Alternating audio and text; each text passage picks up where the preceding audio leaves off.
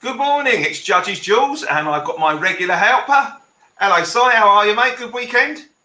Helper is the word. Yeah. Yeah, not bad at all. Not bad at all. Kicking in the winners left, right, and centre. But still a bit annoyed about Sandown being off on Friday, but I don't think they're going to put it on again now, are they? Just because I'm annoyed about it. But No. yeah, I thought we saw some interesting jumps, action. Kitty's like he may not be the best chaser in the world, but he's the toughest, isn't he? Incredible. Yeah, he certainly is. Yeah, I mean, the three of the hardest races to win, aren't they? Those races. Yeah, right? I had the third each way, but you got to take your hat off. I thought it was an extraordinary performance. I mean, we live in an age, Judge, where you've got some of these Nicky Hendersons or Nichols where they run and then you don't see them for 4 months. This thing won the Scottish National last week. Yeah, I know. I mean, I must confess, I was with it in the Ide, I was with it in the Scottish, but I thought surely it can't do the three of them. Yeah. I mean, wonderful piece of training. Just shows you, if you've got a good solid horse, what they're worth. You can't keep wrapping them up in cotton wool. I mean, now's the time to wrap them up in cotton wool, where it's not going to race now for several months. Give it a rest now. Yeah, we spoke on the day, didn't we? And I said they've got to go for the biggie next year. Now, since then, got a sort of Twitter campaign of people saying that they should go for the Gold Cup.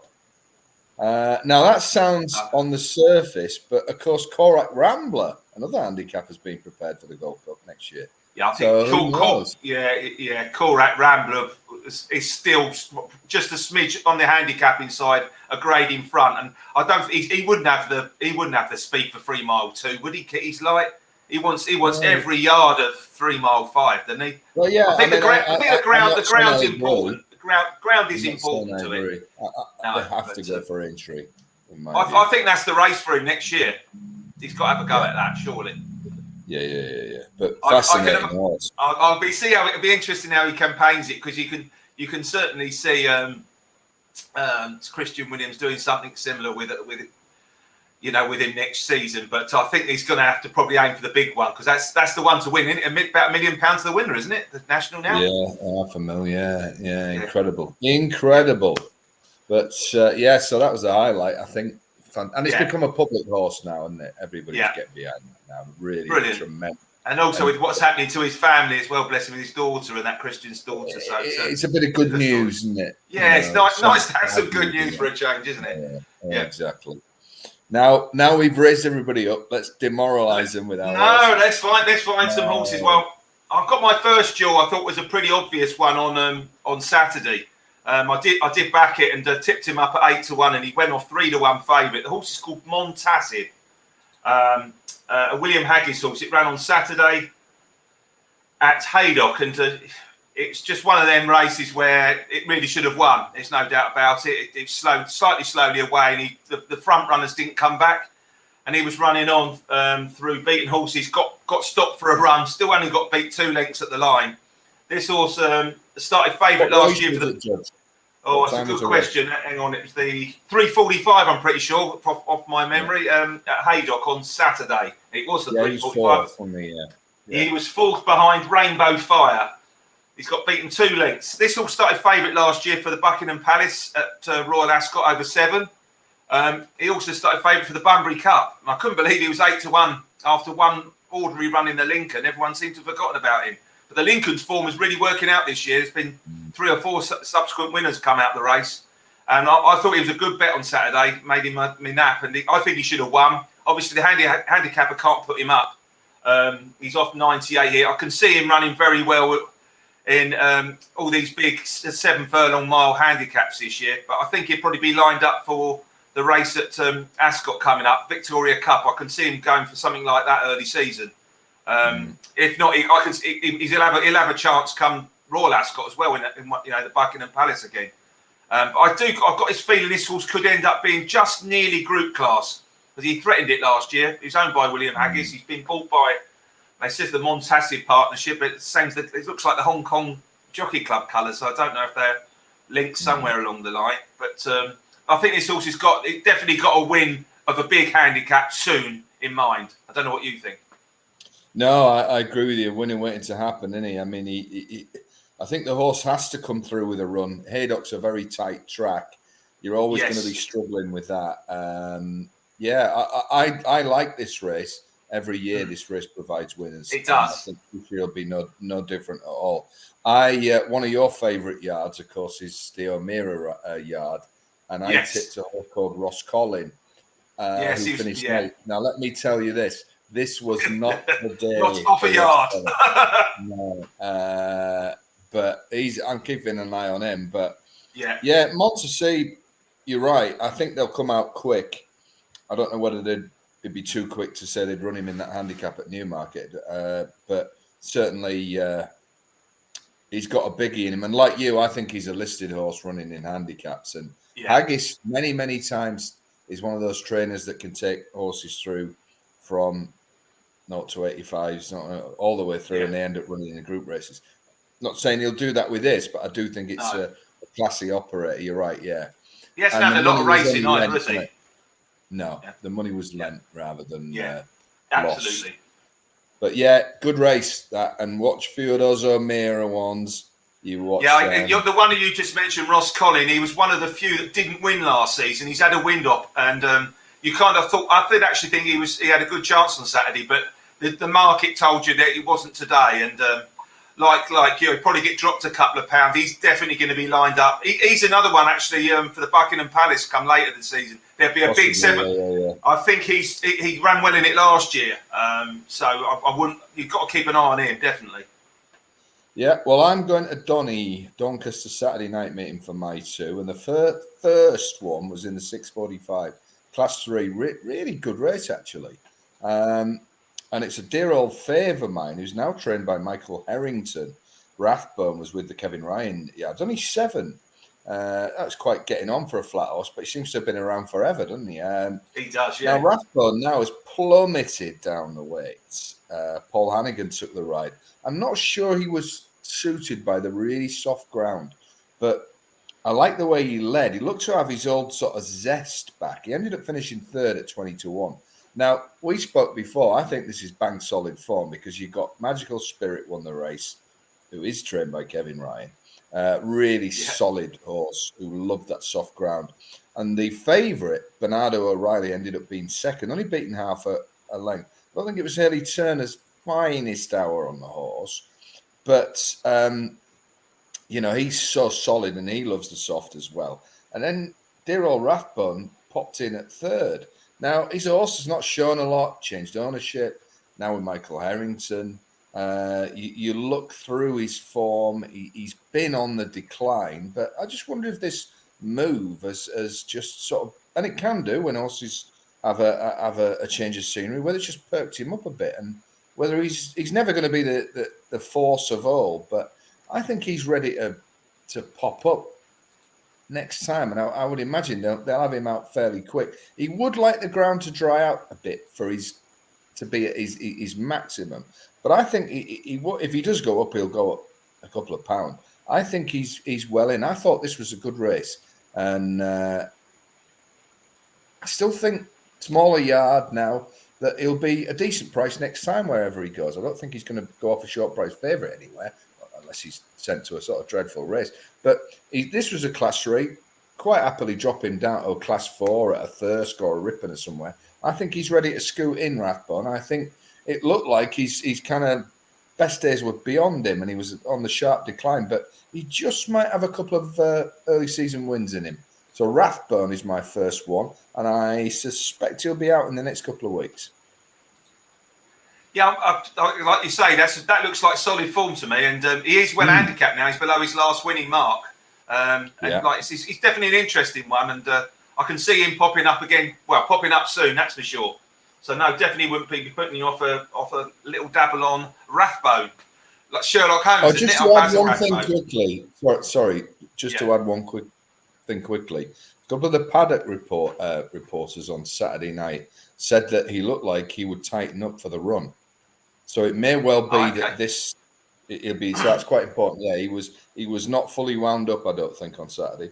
So that makes the run even more impressive. Even better, yeah. And he's got to say the solid yardsticks were Bernardo O'Reilly won last time out, and they both the first and second have got lots of good Doncaster form as well. Magical Spirit and that, and Bernardo O'Reilly. So a very solid form that.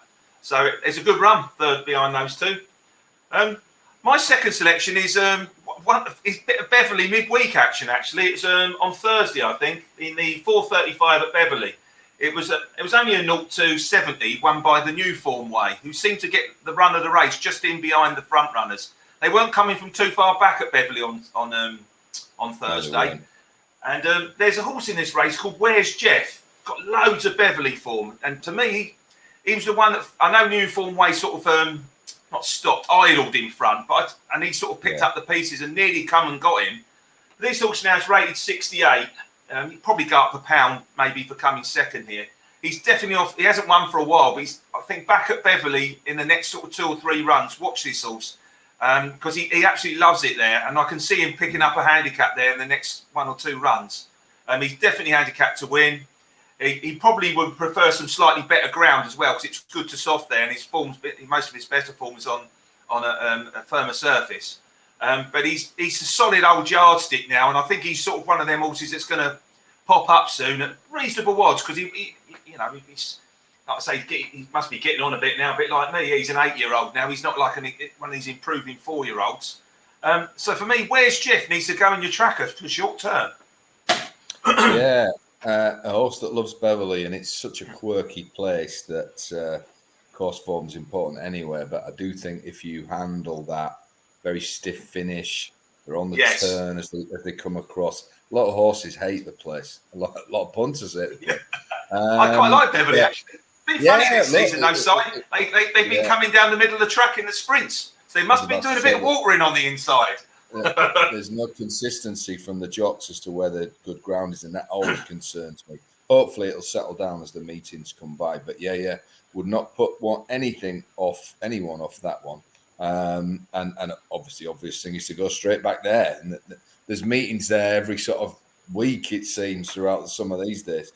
I'm sticking at Donny in the very next race for a horse that was described as kind of disappointing beaten favourite, but I don't think it did. It'd been off a long time. This was a 7:15 Class 5 0-70, and it's a horse that when Chris Wall retired at the dispersal sale, it was taken by Harry Eustace, called Divine Comedy. It went off 5-2 favourite on Saturday. Ended up finishing third, beaten 4.5 lengths. Dundori won the race. Very, very easily, and the trainer reported after John O'Shed at that one, just loves soft ground. It was one of those runs. John Berry, I know you had a few quid on this one, Das Capital. He does not like to go buy horses when it comes to it. He was second, and trailing in third was Divine Comedy. But I say Sky said disappointed. I've watched that race again this morning, and I think that horse, he was returning from 197 days off. After he'd won for his last race for Chris Wall at Redcar. What was a decent race, but that was decent time. It was good to soft. I think the ground, 2 things. I think the horse had a long break, new yard. Maybe he shouldn't have been 5-2. Said that after the event when he got beat. But, he'd been put up 4. But I don't think this horse moves like a horse that likes good ground. And I think he tired late on. I hope that all these race readers and tipsters and punters watching kind of go along with that this was disappointing, because I don't think it was. I think he'll strip fitter for this. I think they'll run him on better ground, 1 mile 2, 1 mile 4, maybe a less galloping track than Donny. I think we'll see that this horse has plenty of wins left in it. Divine Comedy. Yes, he got beat. I think there are strong excuses as to why he trailed in third. It was a big ask after such a long time off to go in really soft conditions at Donny. Maybe stretched his stamina anyway. But I think somewhere like, again, I keep saying a Thirsk or a Northern track that's a bit speedier on better ground, I think he'll be back to winning ways very quickly. So he's a really one of the strongest eye catchers I've put up on there, I think. I'd get him in capital letters. I think he's going to win next time out. Divine. He looks like a next time out horse, and it's certainly the time after that. You have him in the track of your next 2 starts, really, isn't it? Yeah, very confident. Because obviously Daz just loves soft ground, the Berry horse, and it's front 2 good, Yeah, and let's be honest, even at that meeting at Donny, the ground was it's just still really holding there, isn't it? You know, Yeah. I mean, Isla Kai, if you remember that race that we covered the other day, and very frustratingly, I went off Isla Kai for darkness on Saturday, and Isla Kai was drawn one up the far rail and finished tailed off. Yeah. It just shows you that you've just got to knock that run out, which I had, but it was drawn 12 at Ripon on Saturday. I thought we won't be able to get to the rail, which it did. So it just shows you sometimes you can't be right all the time. Just why you should follow the eye catchers. Yeah, absolutely. Sometimes you can actually come nearly last and actually be an eye catcher, and it proved it. Yeah. Just that's another example. Now, I did speak to you before the start for my third one, but when we were talking about Christian Williams, I completely and utterly forgot about one that was a massive eye catcher for me at Punchestown, and I'd like to put one up afterwards. I'm sorry to throw you a googly, but Christian Williams took one also over to Punchestown. Now, he hasn't called his geese swans, or what the saying is. And I like the run of Lord Snooty in a big handicap hurdle, 2 miles 7. It was on the Thursday, the 6 o'clock at Punchestown. It was won by Kilbeg King. Really good race because you had the likes of Beacon Edge top weight, who's been running in, all the good races at Cheltenham and big handicaps there. Up now. Yeah, this horse, Lord Snooty, came 5th. And you look at that and think that was a good run. But this is a novice running.